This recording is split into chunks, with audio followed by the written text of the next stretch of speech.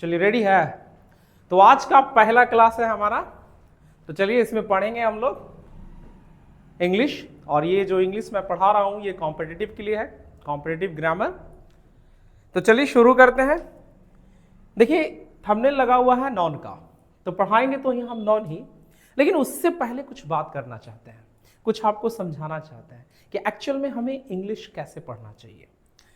Main जो topic है कि इंग्लिश हमें पढ़ना कैसे चाहिए, और अगर हम इन चीज़ों को पहले क्लियर नहीं करते हैं तो इंग्लिश कभी भी समझ में अच्छे से नहीं आएगा, इंग्लिश ग्रामर सही से समझ में नहीं आएगा।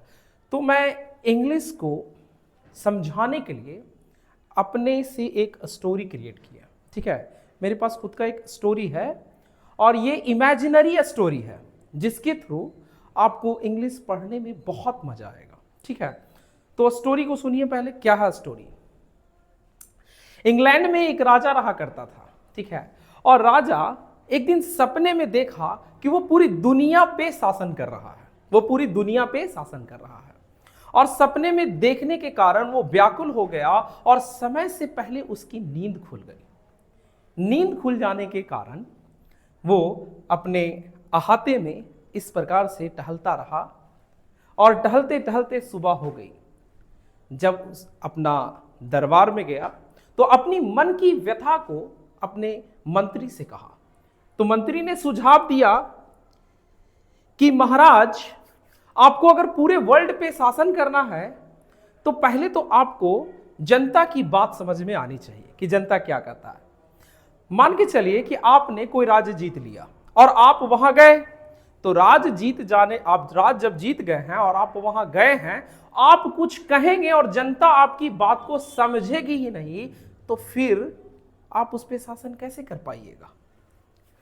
तो महाराज, इससे अच्छा है कि हम पहले कोई एक भाषा बनाएं और वो भाषा जो सीखना बहुत ही आसान है और लोगों को सिखा दिया जाए, ताकि हम जब उस राज को जीतें तो उस पर हम आसानी से शासन कर सकें, और जब हम जाएं वहां पर कुछ बोले तो जनता हमारी बात को समझे।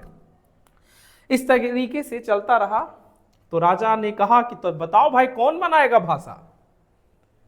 तो उसमें से एक उठा, कहा हुजूर हम बनाएंगे। कहा चलिए ठीक है, बनाओ भाई। तो वह भाषा एक बना करके लेके आया, और वो भाषा जो उसने बनाया इतना टफ था कि सीखना वो उसे बहुत मुश्किल था। लेकिन जब भाषा बना के लाया तो राजा ने उसे इनाम के तौर पे कुछ ना कुछ दे दिया। ठीक है, अब इनाम की लालच में जब उसका भाषा बनाया गया था तो वो भाषा कुछ ही दिन के बाद फ्लॉप कर गया। लेकिन इनाम के लालच में सभी लोग नए नए भाषाएं बना करके ला रहे थे, और राजा खुश होकर के उसको इनाम दे देता था। लेकिन कुछ ही दिनों के बाद वो भाषा फ्लॉप कर जाता था, क्योंकि मुश्किल होने के कारण लोग उसे अच्छे से नहीं सीख पाते थे। राजा इस बात को समझ गया कि सभी लोग मुझे लूट रहे हैं, सब कुछ ना कुछ बना उना के ला रहा है, हमको अंड संड दे रहा है ना। इनाम के चक्कर में सब अंड संड ला के दे रहा था। राजा को यह बात समझ में आ गई भाई कि सब मिलके हमको लूट रहा। उसने अपनी सभा बुलाई तो कहा कि जो भी भाषा बनाएगा और अगर उसका भाषा फ्लॉप किया तो हम उसका सर कलम कर देंगे। और जैसे ही राजा ने जब यह बात कही तो कोई भाषा बनाने के लिए तैयार ही नहीं हो रहा था। तो फिर राजा ने कहा कि अभी तक जितनों ने मुझे जो आइडिया दिया है और नए नए भाषाएं बना करके दी हैं, अगर उनमें से किसी ने भाषा बना करके अभी नहीं दिया तो उन सभी का सर कलम कर देंगे जिन्होंने अभी तक आइडिया और भाषाएं बना करके मुझे दी है। अब तो हो गया भाई, इधर कुआं और इधर खाए, जाए तो जाए कहां, है ना। अब भाषा बनाओ तो सिर्फ फ्लॉप करेगा तो एक ही आदमी मरेगा, लेकिन अगर नहीं बनाता है तो फिर पूरे का सर कलम कर देगा राजा। अब उसमें एक 80 साल का व्यक्ति था, बहुत तेज था। उसने कहा हुजूर, मुझे एक मौका दीजिए, मैं भाषा को तो बनाऊंगा लेकिन उसमें मुझे 15 से 20 साल बनाने में लगेंगे। अब सोचिए कितना तेज है, पहले से आधा पैर तो कब्र में है है ना। अब 20 साल फिर मांग रहा कि 15 से 20 साल मुझे भाषा बनाने में लग जाएगा। राजा ने कहा चलो दिए। तो कहा हुजूर मुझे तो पूरा दुनिया भ्रमण करना होगा भाषा बनाने के लिए। तो कहा चलो वो भी दिए। अब वो बूढ़ा व्यक्ति जो है 80 साल का, वो चला भाषा बनाने, और देखिए किस प्रकार से भाषा वो बनाता है। ठीक है, तो चलिए शुरू करते हैं हम भाषा, किस प्रकार से वो बनाता है भाषा उसको समझते हैं। कहानी तक यहीं तक रखेंगे, यहां से थोड़ा सा हम चेंज ले रहे हैं, और जब तक इंग्लिश चलती रहेगी तब तक ये कहानी चलता रहेगा। ठीक है, तो चलिए। उसने सबसे पहले भाषा बनाने के लिए ABCD इस प्रकार से Z तक का लेटर लिया, और उसे कहा क्या कि ये इसे मान लो कि ये सैनिक है, मान लो कि ये सैनिक है। ठीक है, और इस सैनिक को, ये यहां पर एक किला है, और इस सैनिक को इस किला के ऊपर फतेह करना है, इसको जीतना है। ठीक है, सैनिक को। तो इस किले का नाम उसने रख दिया संटेंस। किला का क्या नाम रखा? संटेंस। मतलब ABCD से शुरू किया, और यहां ये सैनिक है और ये किला है, इसी के ऊपर इस सैनिक को फतेह करना है। लेकिन एक समस्या है। समस्या क्या है कि ये किला है और ये सैनिक है, इसके बीच में ये पूरा नदी है। अब किसी को तैरना आता नहीं है कि तैर के चला जाए। अगर बाय द वे नाव बना भी लेता है, ठीक है, तो बार बार इस किले पे इसे जाने की आवश्यकता होगी, है ना। तो परमानेंट सॉल्यूशन क्या होगा इसका? तो सैनिकों ने परमानेंट सॉल्यूशन निकाला कि क्यों ना इसके ऊपर पुल बना दिया जाए। कहा चलो भाई पुल ही बना दिया जाए। अब पुल ऐसे बनेगा, बिना पिलर के पुल बनता है? पिलर तो होगा। तो सैनिकों ने क्या किया? 8 पिलर का निर्माण किया। 1 2 3 4 5 6 7 एंड 8, 8 पिलर का निर्माण किया, और इन 8 पिलरों के नाम दे दिए। क्या क्या? पहला का नाम दे दिया इसने नाउन, दूसरा आपका रह गया प्रोनाउन, तीसरा है एडजेक्टिव, और कुछ लोग इसको पढ़ते हैं पता है क्या? एडजेक्टिव। एडजेक्टिव नहीं होता है, डी साइलेंट होता है, एडजेक्टिव होता है। ठीक है।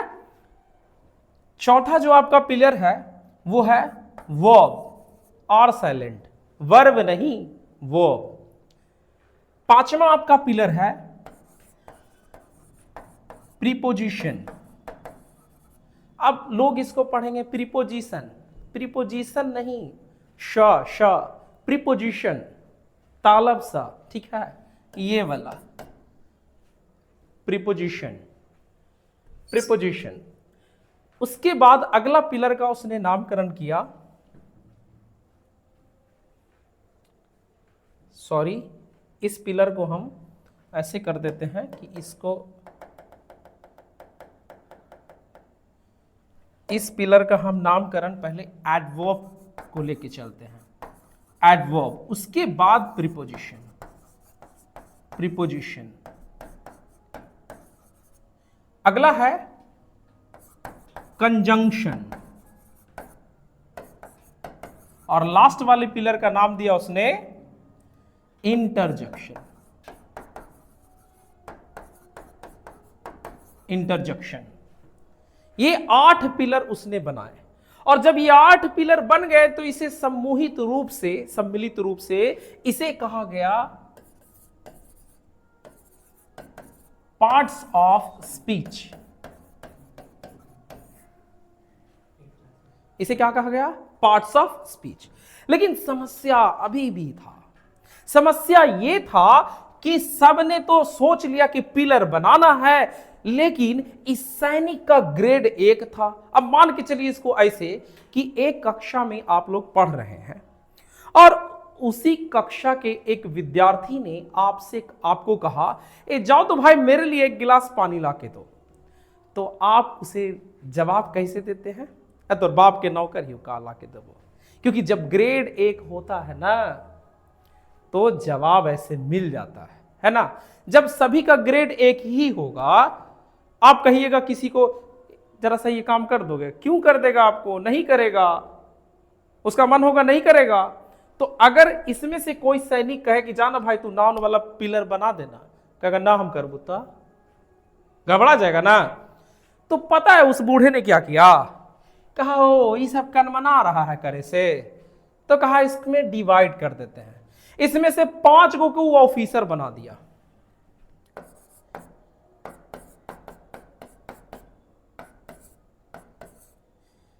ये 5 गो के ऑफिसर बना दिया और इस ऑफिसर का नाम दे दिया वॉवेल। अब 5 गो ऑफिसर बन गया।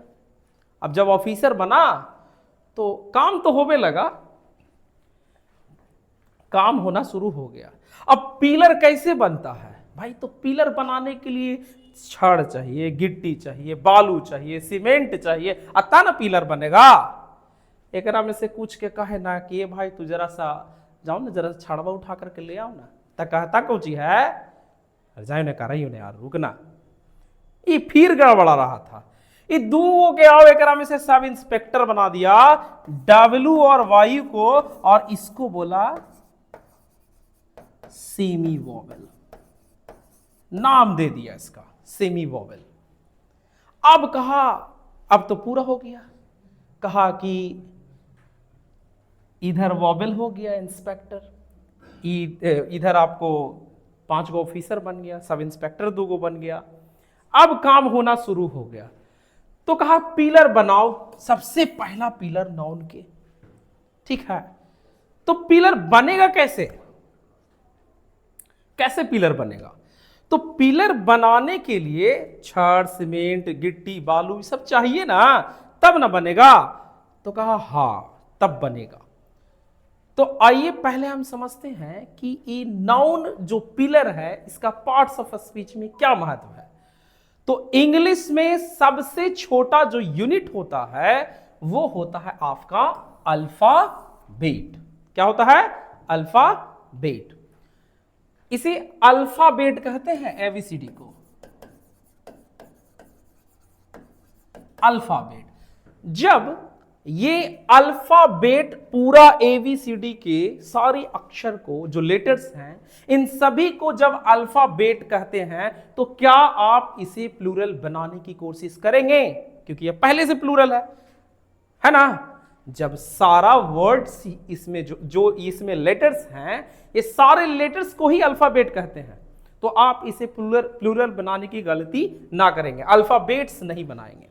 लेकिन विशेष कंडीशन में इसे अल्फाबेट्स बनाया जा सकता है, उस पर हम बाद में चर्चा करेंगे, ठीक है। सबसे पहले ये पिलर कैसे बन रहा है उसके बारे में समझते हैं, ठीक है।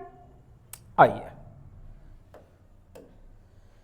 नॉन की पिलर कैसे बनेगी, तो बूढ़े बाबा ने कैसे बनाया है, हम इस बात को समझते हैं। जो वर्ड्स थे noun, pronoun, adjective, verb, adverb, preposition, conjunction, interjection, है ना, ये सारे जो वर्ड्स हैं इन्हें नाम दिया इस सारे पिलर को, कहा कि जितना पिलर है ना इसको बोलेंगे वर्ड्स। क्या बोलेंगे, वर्ड्स। ये वर्ड्स है, यानी सारे पिलर क्या थे, वर्ड्स थे। और जब वर्ड्स जुट करके जब पुल बन रहा था तब वो हो रहा था सेंटेंस। तो अगर हम डिफाइन करने जाएं कि भाई लेटर्स जो अल्फाबेट है वो क्या है, तो इंग्लिश में सबसे छोटा यूनिट जो होता है वो अल्फाबेट होता है। उससे बड़ा क्या होता है, तो उससे बड़ा फिर अल्फाबेट जब जुटते हैं, लेटर्स जुटते हैं तो वर्ड्स बनते हैं। अब आए यहां पर वर्ड्स की बात, तो वर्ड का निर्माण कैसे होता है। मान के चलिए मैंने एक ऐसे लिखा रैट, रैट मीन्स चूहा है, चलिए ठीक है, इसका मतलब तो आया ना। इसी को अगर हम ऐसे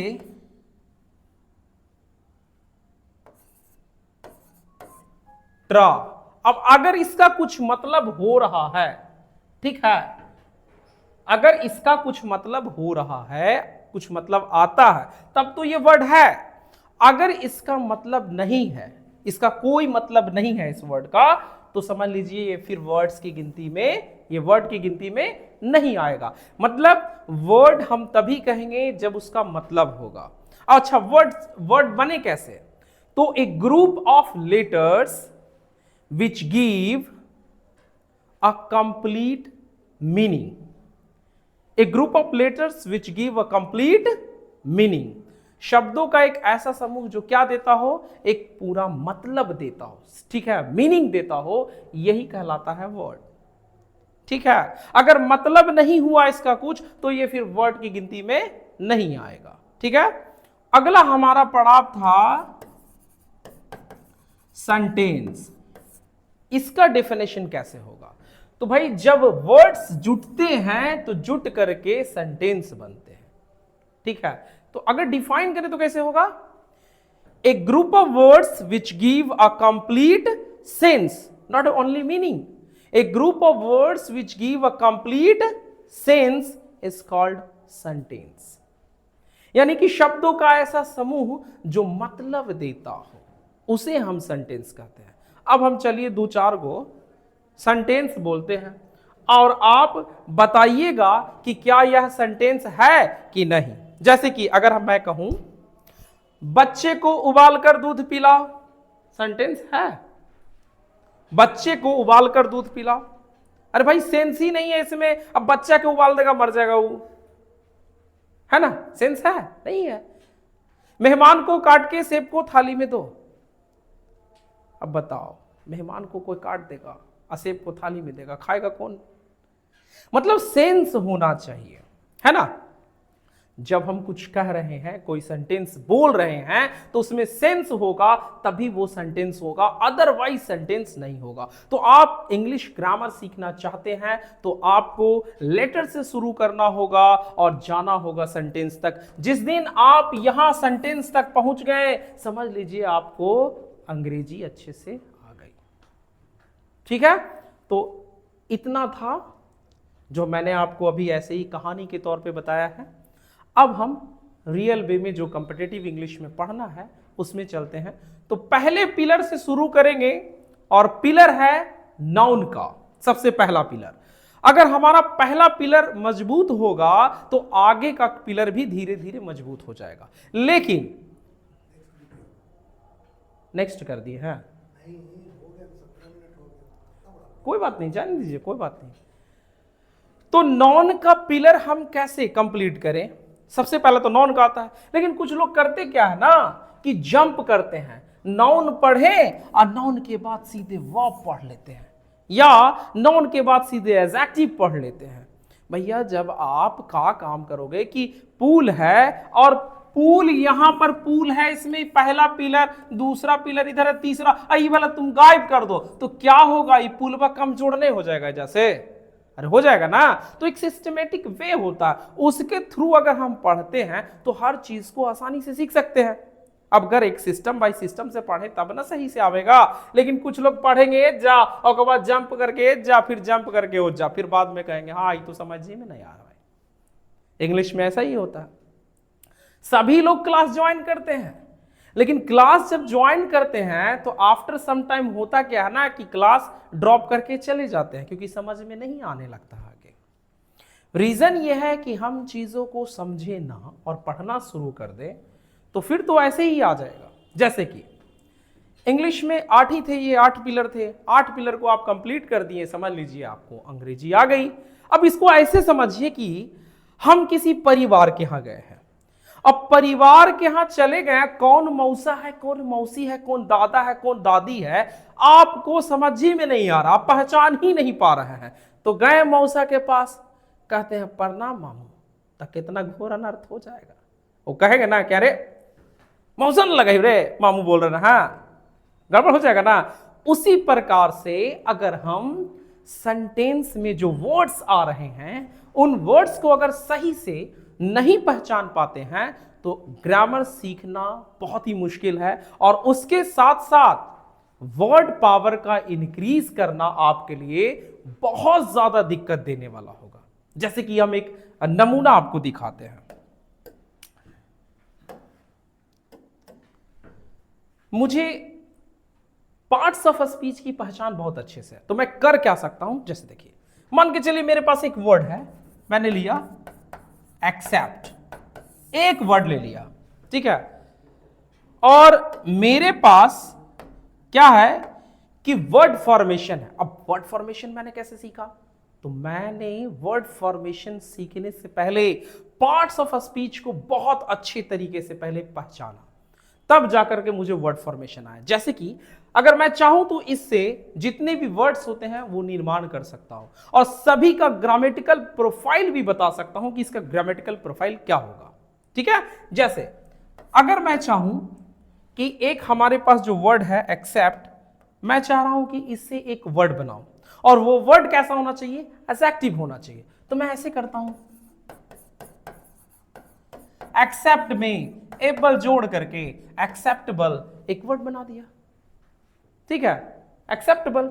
अब ये जो मैं वर्ड्स बना रहा हूं, इन सभी वर्ड्स को सेंटेंस में यूज भी कर सकता हूं अच्छे से, और किसका पोजीशन कहां पर होगा वो अच्छे से कर सकता हूं। जैसे ये आपका एडजेक्टिव बन गया, अब मैं चाह रहा हूं नॉन बनाने के लिए, नॉन बना देंगे इससे, एक्सेप्टेंस नॉन बन गया। मैं चाह रहा हूं एडवर्ब बनाओ, चलिए एडवर्ब बना के दिखाते हैं, एक्सेप्टेबली एडवर्ब बन गया। अब मैं चाह रहा हूं और भी वर्ड्स बनाओ, चलिए और भी वर्ड्स बना करके दिखाता हूं,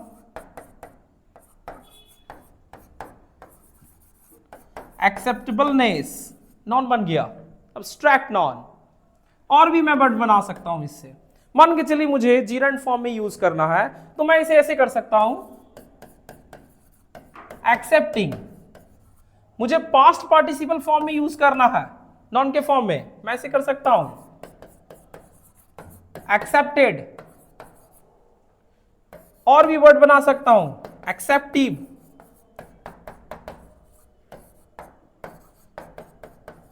एक्सेप्टेंट, ऐसे बहुत सारे वर्ड्स बना सकता हूं, और फिर इसमें सफिक्स प्रीफिक्स जोड़ करके और बहुत सारे वर्ड्स बना सकता हूं। मेरे लिए तभी संभव हुआ जब मैंने पार्ट्स ऑफ स्पीच को पहचानना सीखा। अगर आप पार्ट्स ऑफ स्पीच को अच्छे से पहचान पा रहे हैं तो आप वर्ड्स के साथ खेल सकते हैं। आप अगर 10 वर्ड याद किए हैं तो 10 से 100 बना सकते हैं, और उन 100 का यूज भी आप कर सकते हैं। बच्चों में परेशानियां ये आती है कि जब भी वो स्कूल जब भी वो कोचिंग सेंटर ज्वाइन करते हैं इंग्लिश का, तो उसमें प्रॉब्लम क्या होता है ना कि वर्ड्स का पहचान सही से नहीं होने के कारण, पार्ट्स ऑफ स्पीच का पहचान सही से नहीं होने के कारण, उन्हें जब दिया जाता है डेली वर्क कि भाई तुम 10 मीनिंग याद करके आओ, अब 10 मीनिंग उनसे याद होता ही नहीं है। देखिए, आपको कोई मीनिंग का एग्जैक्ट मतलब पता हो कि भाई ये मीनिंग का मतलब क्या है, तो आप याद रख पाइएगा। अब वर्ड्स, अगर वर्ड्स आ जाए हिस्ट्री से, ज्योग्राफी से, और उसका मतलब पता ही नहीं आपको, जैसे कि 9th क्लास में आपको डेमोक्रेसी पढ़ना, तो क्या सिर्फ डेमोक्रेसी कहने से लोकतंत्र हो जाता है कि भाई लोकतंत्र क्या है ना, डेमोक्रेसी, इतना ही मतलब होता है? नहीं, पूरा उसका चैप्टर है भाई, पूरा चैप्टर है, और पूरे चैप्टर पढ़ते हैं तब हम उस वर्ड को समझते हैं, है ना। कहने का मेरा मतलब है कि if you do not understand about any word, अगर आप किसी वर्ड के बारे में समझते नहीं हो, how can you use that word in your sentence, आप उसको अपने सेंटेंस में कैसे यूज कर सकते हो? How is it possible for you to use that word in a particular sentence? If you come to know the exact meaning of that word, then it will be easy for you to use that word in a particular sentence. Otherwise, you can't use that word. You just think of it. What I am saying to you, listen very carefully. कहना क्या चाहते हैं हम, उसको आप सुनिएगा। देखिए, लिखने के लिए आपको पूरा एक से एक मार्केट में बुक मिल जाएगा, आप उससे छाप लीजिएगा, लेकिन आपको ध्यान रखना है मेरे वर्ड्स पे। मैं कहना क्या चाह रहा हूं वो आप ध्यान रखिएगा, ठीक है। आप कहना क्या मैं क्या कहना चाह रहा हूं वो आप सुनिएगा, ठीक है। चलिए आगे और चलते हैं। जैसे कि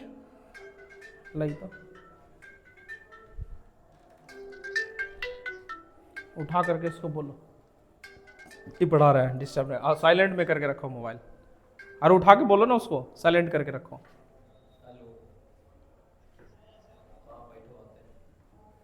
चलो ठीक हो गया। सुनिए, रिदम बिगाड़ देता है इसे, ऐसे रिदम बिगड़ जाता है सर, कहना क्या चाह रहे हैं हम, बिगड़ जाता है। ठीक है, तो भाई कहने का मतलब मेरा ये है कि अगर आपको वर्ड फॉर्मेशन सीखना है तो पार्ट्स ऑफ स्पीच को पहचानना अति आवश्यक है। जब आप पार्ट्स ऑफ स्पीच को अच्छे से पहचान जाते हैं तो आपके लिए वर्ड को याद करना, वर्ड को फॉर्म करना, दोनों आपके लिए इजी होगा। ठीक है, तो चलिए शुरू करते हैं भाई नॉन से। पहला चैप्टर हमारा नॉन है, तो नॉन से ही हम शुरू करेंगे। आइए, अब नॉन का मैंने पहले से ही लिख रखा है डेफिनेशन वगैरह, क्योंकि राइटिंग तो उतना अच्छा नहीं है, इसलिए मैंने पहले से पीपीटी बना रखा है। तो चलिए मैं इसी से आपको समझाता हूं। देखिए नॉन क्या है, नॉन जो वर्ड है लैटिन वर्ड है, और नॉन लैटिन वर्ड में नाम मतलब होता है इसका। क्या होता है नॉन का मतलब, क्या होता है नाम। अब कैसा नाम भाई, कैसा नाम, तो डेफिनेशन है। अब डेफिनेशन को देखिए क्या क्या डेफिनेशन है। A noun is a naming word, पहला डेफिनेशन है, a noun is a naming word. Second देखते हैं तो a noun is the name of anything, noun is a naming word, a noun is the name of anything. दोनों कहने का मतलब है कि किसी भी चीज के नाम को हम नाउन कहते हैं। कोई भी चीज का नाम हो जाए उसको हम क्या कहेंगे, नाउन। क्या इस डेफिनेशन से, ये जो डेफिनेशन है, क्या इससे आप स्टेट दियर कर पाइएगा, यानी कि मतलब कोई नॉन आपको सेंटेंस में दिया गया, आप उसको पहचान पाइएगा कि किस प्रकार का नॉन है? नहीं, फिर मुश्किल होगा। तो उसे मैंने और थोड़ा सा एलैबोरेट किया है। A noun is the name of a person, place, animal, thing, feeling और आइडिया। ठीक है, उसे और मैंने डिस्क्राइब थोड़ा सा कर दिया है भाई कि a noun is the name of a person, place, animal, thing, feeling और आइडिया। अब आता है कि आप फंसिएगा फिर से कहां, ये फीलिंग और आइडिया में, यहां फंस जाइएगा। मैंने इसे भी फिर से डिस्क्राइब कर दिया है। A noun is the name of a person, place, animal, thing, और ये फीलिंग और आइडिया जो है इसको कर दिए हैं क्वालिटी, कंडीशन और एक्शन में। अब इसे बहुत अच्छे से समझने के लिए चलते हैं थोड़ा सा इस पे और थोड़ा सा ध्यान दो। तो चलिए हम नॉन से शुरू करते हैं। ठीक है, तो मैंने नॉन को डिवाइड कर दिया है उसके कास्ट के अकॉर्डिंग।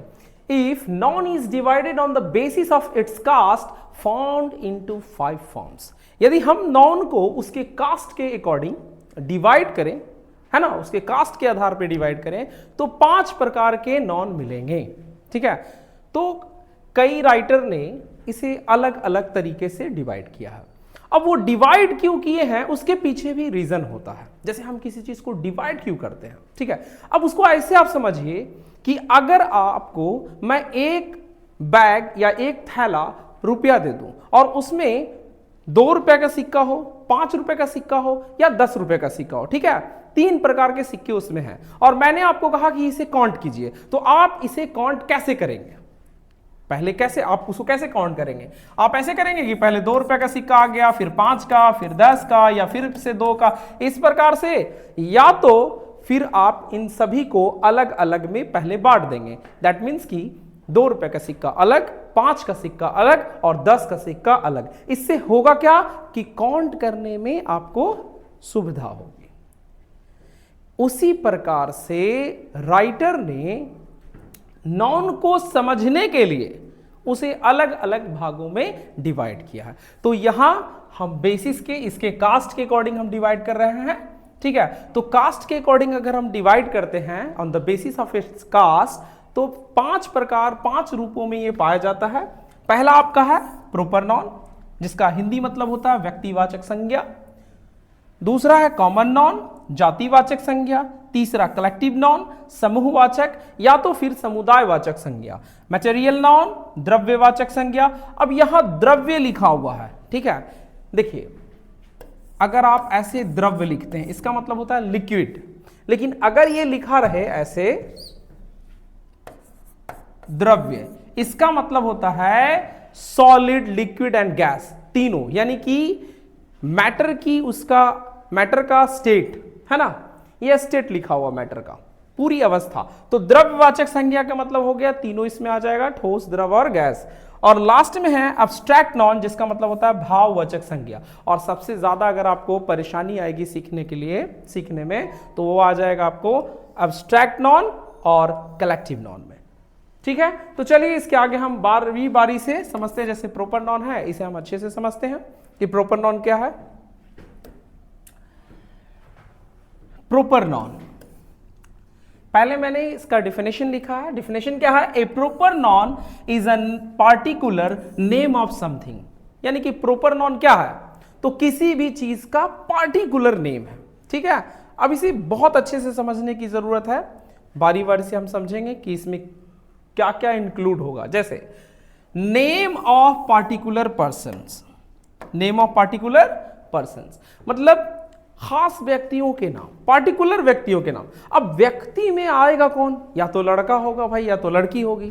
अरे यही दो व्यक्ति में आ सकता है ना, या तो कोई लड़का या तो फिर कोई लड़की। तो किसी भी लड़के का या लड़की का नाम किस में आ जाएगा?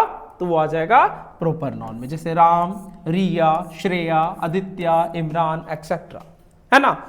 अगला देखते हैं, तो नेम ऑफ पार्टिकुलर प्लेसेस, खास जगहों के नाम। अब जगह तो भाई बहुत सारा है ना। जैसे हम जहां रहते हैं, इस्लामपुर है, पटना है, दिल्ली है, एकंगर है, बहुत सारे जगह ये तो है ही, किताबों में आपको मिलेगा। लेकिन उन छोटे से छोटे और छोटी से छोटी जगह जहां पे आप रहते हैं, ठीक है, जैसे मेरे घर के पीछे ही है, तो पीछे हम लोग नाम रख दिए तालाब पर, पीढ़ पर, केवी चौक, ये भी प्रोपर नॉन के अंतर्गत आएंगे, प्रोपर नॉन के प्रोपर प्लेस के अंतर्गत आ जाएंगे। ठीक है, अगला है हमारा नेम ऑफ पार्टिकुलर बुक्स, किसी भी किताब का खास नाम, जैसे कि the Ramayana, the Bhagavad Gita etcetera. इसी तरीके से इसमें कुरान आ जाएगा, बाइबल आ जाएगा, सभी इसके अंदर इंक्लूड हो जाएंगे।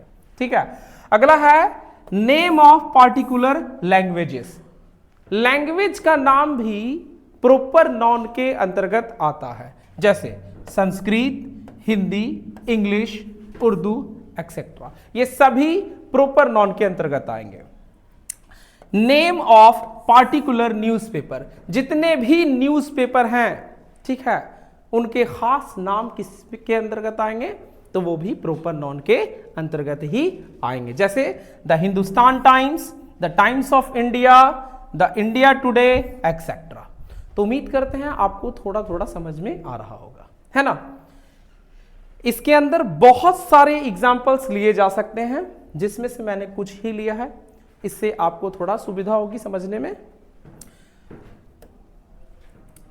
जैसे कि अगला आ जाएगा नेम ऑफ पार्टिकुलर फेस्टिवल्स, किसी भी पर्व का नाम, है ना। पार्टिकुलर फेस्टिवल है तो वो भी प्रोपर नॉन के अंतर्गत आएगा। जैसे होली, दिवाली, क्रिसमस, ईद एक्सेट्रा, ये सभी प्रोपर नॉन के अंतर्गत आएंगे। Name of particular days and months, दिन का नाम, महीने का नाम, ये भी प्रोपर नॉन के अंतर्गत ही आएंगे। अगला आपका है, जैसे देखिए इसमें चैत और बैसाख, हिंदी महीना होता है ना, चैत, बैसाख, जेठ, आषाढ़, वो भी प्रोपर नॉन के अंतर्गत आएंगे। और रमजान, मुस्लिम लोग का महीना होता है रमजान, वो भी प्रोपर नॉन के अंतर्गत आएंगे।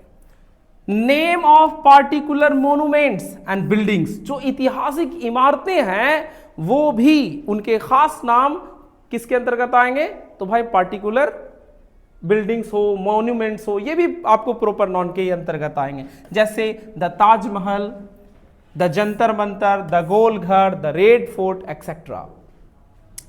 Name of particular rivers, lakes and oceans, किसी भी नदी का नाम हो जाए, समुद्र का नाम हो जाए, झील का नाम हो जाए, वो सभी किसके अंतर्गत आएंगे? तो वो भी प्रोपर नॉन के अंतर्गत ही आएंगे। जैसे कि the Ganga, the Yamuna, the Chilka, the Wular Lake, the Indian Ocean etcetera. अगला है name of particular mountains, peaks and plateaus, जो भी माउंटेन्स हैं या चोटी है, पहाड़ की चोटी होती है वो, या तो फिर पठार का नाम, ये सभी का नाम भी प्रोपर नॉन के अंतर्गत ही आता है। ठीक है, जैसे माउंट एवरेस्ट हो गया, है ना, the Himalayas, the Kailash, the plateau of Tibet etcetera. अगला है name of particular celestial bodies and directions. देखिए जो भी सेलेस्टियल बॉडीज हैं, यानी कि जो आप आसमान में जितने भी सेलेस्टियल बॉडीज हैं ये सभी आते हैं किसके अंतर्गत, तो प्रोपर नॉन के अंतर्गत ही आते हैं, ठीक है। और जितने डायरेक्शन है ईस्ट वेस्ट नॉर्थ साउथ ये सभी प्रोपर नॉन के अंतर्गत ही आते हैं। चलिए आगे देखते हैं। अब आता है फैक्ट्स। अभी तक तो हम लोगों ने सीखा कि भाई प्रोपर नॉन क्या है, पहचानेंगे कैसे। तो कुछ एग्जाम्पल लिए जिसके द्वारा आपको इतना समझ में आया होगा कि भाई प्रोपर नॉन क्या है। पहचान करना बहुत जरूरी है। सबसे पहले आपको पहचानना जरूरी है। अगर आप अंग्रेजी सीखना चाहते हैं, इंग्लिश ग्रामर सीखना चाहते हैं, तो पार्ट्स ऑफ अ स्पीच की पहचान करना अति आवश्यक है, ठीक है। फैक्ट्स, जब हम किसी चीज को पहले पहचान जाते हैं, हाँ भाई इसका फेस ऐसे है, फिर हम उसके गुण के बारे में जानना चाहते हैं, है ना। अरे भाई गुण जानेंगे तभी तो हम उसका यूज कर पाएंगे। गुण ही पता नहीं होगा क्या उसमें एडवांटेज है क्या डिसएडवांटेज है, तो हम उसका यूज कैसे करेंगे।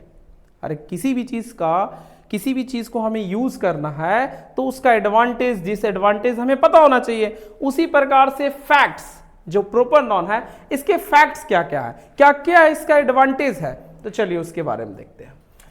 पहला इसका रूल्स है कि ए प्रोपर नॉन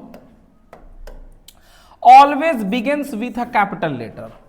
यानी कि जो भी प्रोपर नॉन होगा वो बिगिंस शुरू किससे होगा, कैपिटल लेटर से शुरू होगा। यानी सेंटेंस में चाहे वो आगे हो, बीच में हो या तो फिर पीछे हो, लिखाएगा किससे, कैपिटल लेटर से ही। यानी proper noun should always write with capital letter. Proper noun को हमेशा कैपिटल लेटर के साथ लिखना चाहिए, ठीक है, चाहे वो सेंटेंस के बीच में हो, पहले हो या तो फिर पीछे हो। दूसरा है it is singular and gets singular verb. यह सिंगुलर होता है और सिंगुलर वर्ब इसके साथ यूज किया जाता है।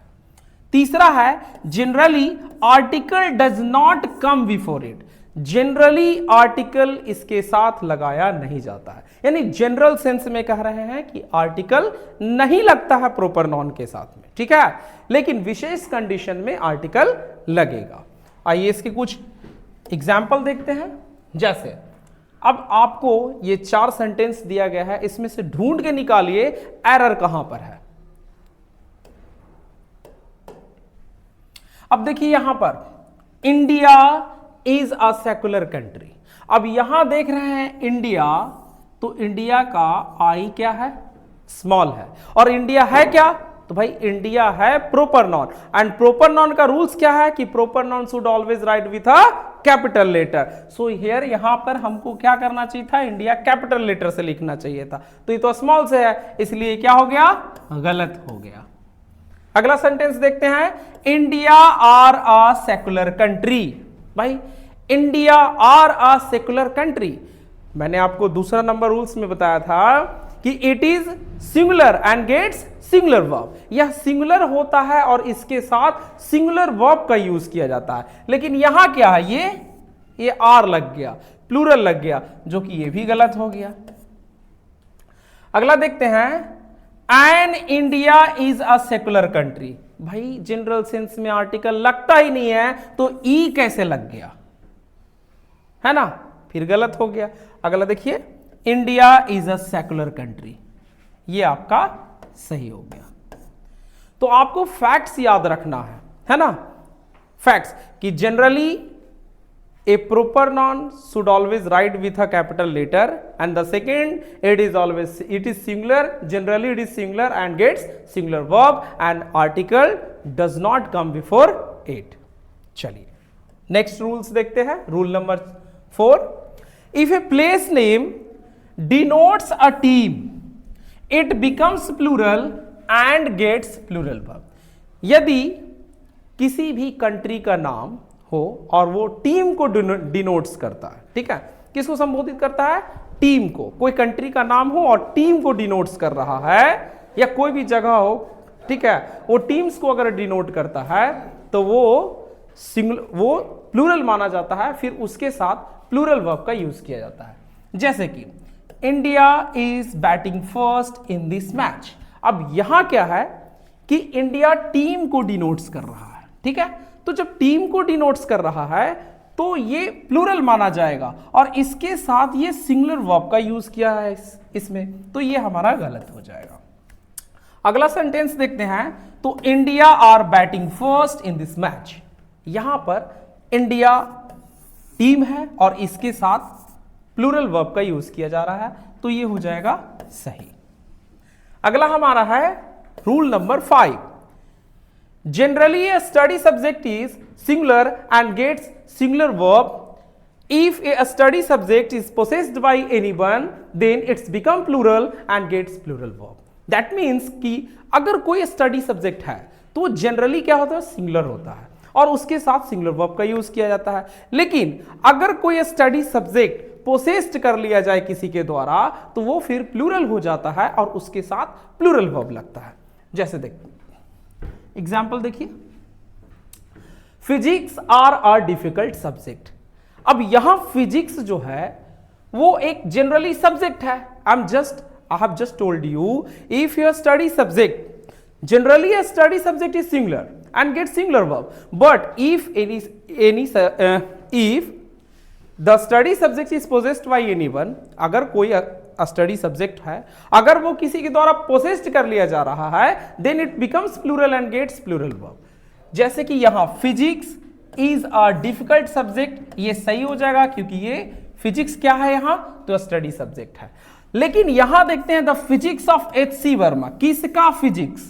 H.C. वर्मा का फिजिक्स, यानी कि फिजिक्स पोसेस्ड किया गया है H.C. वर्मा के द्वारा, है ना। तो ये किसी के द्वारा अगर पोसेस्ड किया जाएगा तो फिर प्लूरल वर्ब लेगा, लेकिन यहां पर सिंगुलर वर्ब का यूज किया गया, इसीलिए ये सेंटेंस गलत है। अगला है the physics of H.C. Verma are very difficult, ये आपका सही हो जाएगा, ठीक है। तो रूल नंबर 5 हो गया। 6 में आइए। A proper adjective is form a proper noun. Proper adjective बनाया जाता है प्रोपर नॉन का यूज कर करके, ठीक है। जैसे प्रोपर नॉन्स, प्रोपर एडजेक्टिव्स। अब देखिए यहां पर इंडिया है, ठीक है, तो ये किसी कंट्री का नेम है और कंट्री नेम से हम इसे इंडियन बना दिए।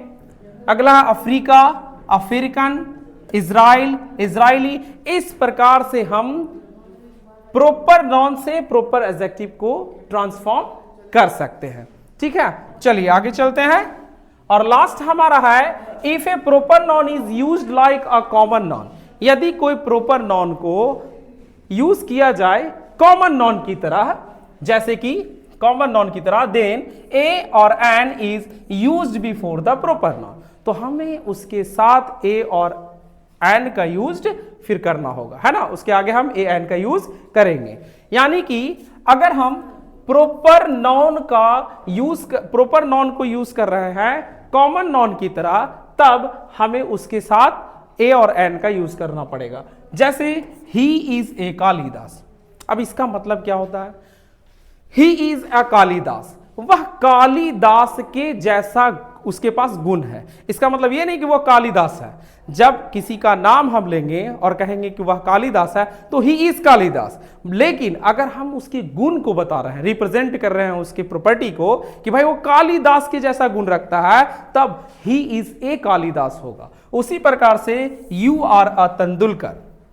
जब हम किसी को देखते हैं बैटिंग करते हुए, ठीक है, खेलते हुए, और वो सचिन की तरह खेल रहा होता है, तब हम उसे कह सकते हैं यू आर अ सचिन, ठीक है। इसका मतलब ये होगा कि तुम सचिन के जैसा खेलते हो, है ना। ही इज ए हिटलर, इसका मतलब वह हिटलर है। तो भैया यहां हिटलर के जैसा गुण है, ठीक है, हिटलर के जैसा क्या है, गुण है उसमें, तब हम उसको देख के कह रहे हैं ही इज अ हिटलर। अगर कोई गा रही है, बहुत अच्छे से गाती है, लता मंगेशकर के जैसे, तो हम उसे देख के कह सकते हैं सी इज अ लता मंगेशकर, ठीक है। यानी कि वह लता मंगेशकर के जैसी गुण रखती है।